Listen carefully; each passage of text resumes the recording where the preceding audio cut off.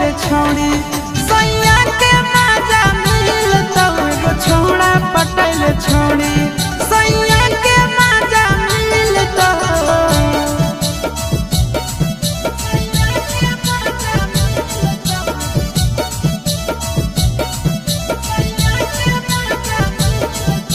Mixed by Nandan Yadav.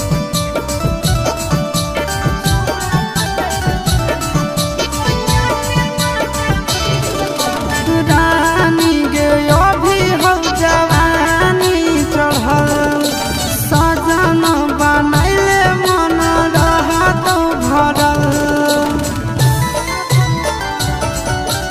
रानी गे अभी हो जवानी चढ़ल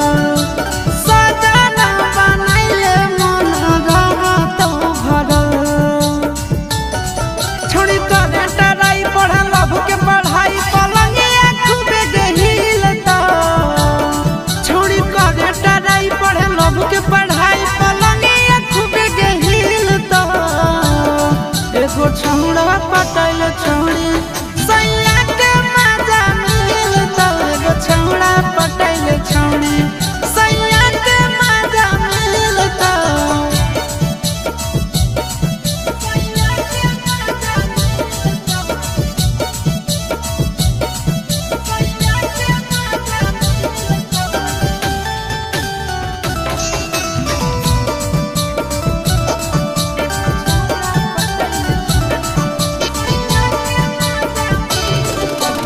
जबले कुआं रही गे लूट ले लहा